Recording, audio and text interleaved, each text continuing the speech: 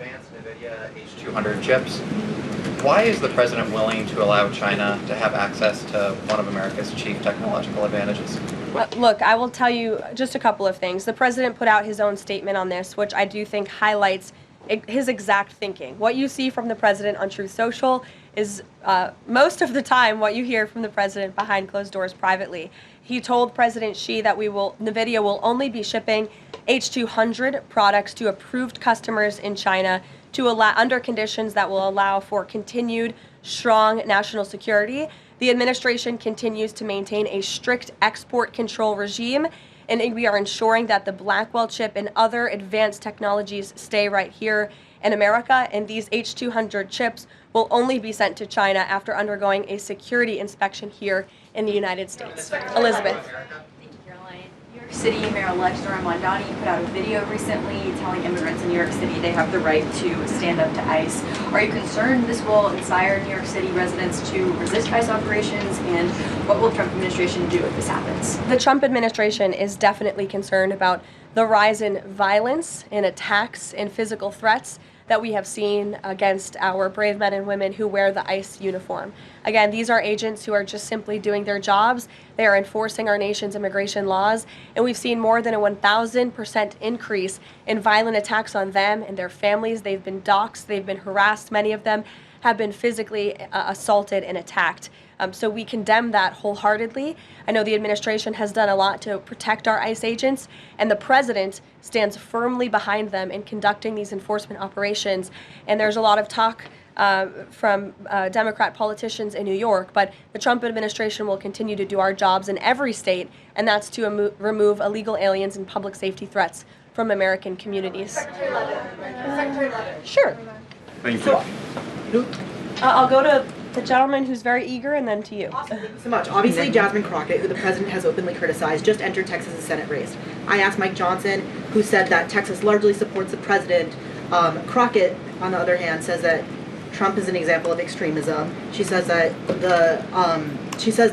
her support is a referendum on Trump. I'm curious to get your thoughts on this. And has Trump made any statements since she's announced her candidacy? Not to my knowledge, as you know from the White House podium. As a government employee, I'm not privy to comment on future elections, but I do think the president has made his thoughts on Ms. Crockett quite clear, and I do believe he thinks she is wholly unqualified for the office that she is seeking.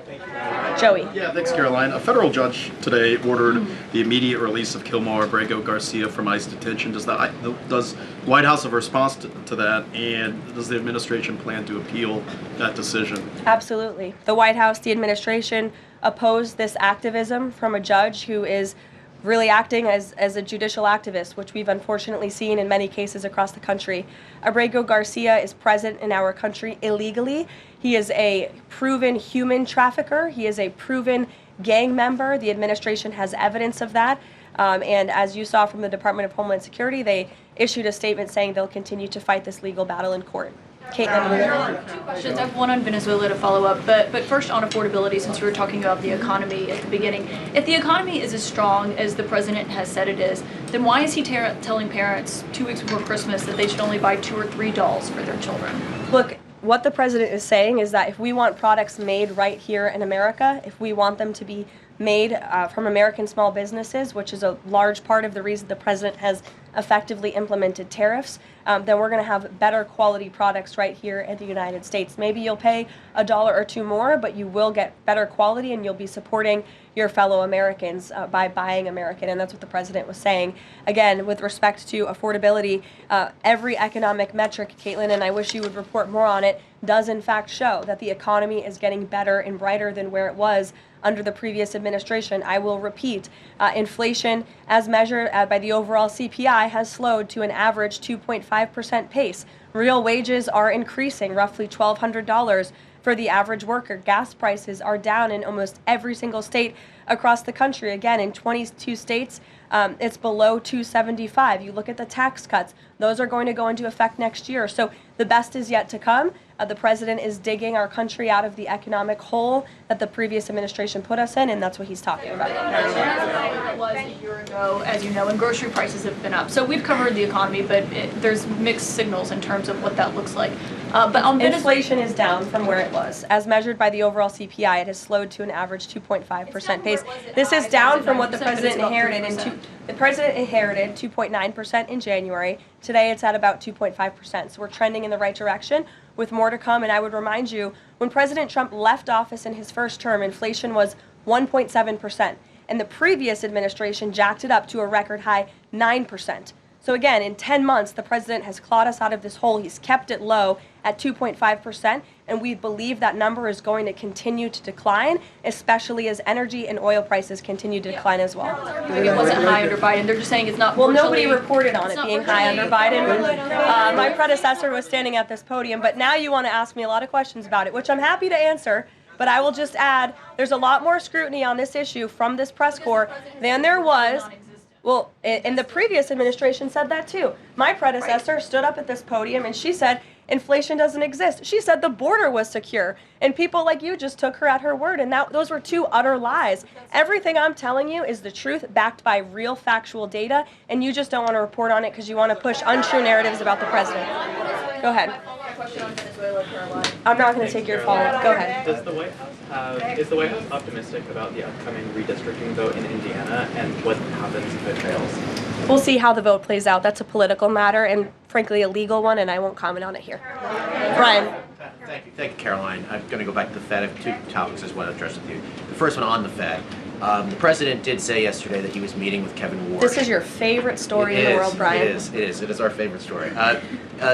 The president said yesterday he was meeting with Kevin Warsh to talk about the Fed chair, interview for a Fed chair role. Can you just say how that interview went with him? I won't comment on private meetings without the president's approval to do so. Okay. And the second thing is on the Netflix Warner Brothers deal. The president did address this also yesterday. He said that he believes that the sale of CNN should be attached to that deal with Netflix or with Paramount if anything happens down the road with them. Can you just explain what the president's planning to do going forward to continue to make that case similar to what he made yesterday? Well, I think the president's comments yesterday about the sale of CNN and new leadership is evidenced by my exchange with the CNN reporter in this room. Their viewership has gone down, their ratings has declined, and I think the president rightfully believes that network would benefit from new ownership. With respect to this deal, he has great respect for both companies who are bidding against one another, and I won't weigh in any further than that. In the back, go ahead. Thank you. I have two questions. I wasn't calling on either of you, but I'll take both your questions and then to you. Go ahead. I have two questions. One is South Korea, one on the Japan. First question, the recent U.S.-South Korea trade fact sheet made no mention of agricultural product. Does the United States want to completely open its rice and beef market to South Korea? And second question on Japan. China is using its military power. Okay, we'll leave it there. So covering a range of issues there is the White House Press Secretary Karoline Leavitt, that she always does, but we missed the top of it. We're going to turn that around for you and rerun the clip of Karoline Leavitt being asked what of that oil, where was it going after that oil ship was seized yesterday off the coast of Venezuela, and confirmation there that it was heading to the IRGC, so it was on its way to Iran. That's why they made a move on it, and also no call yet regarding Thailand and Cambodia yet. The president will presumably get to that as soon as he can.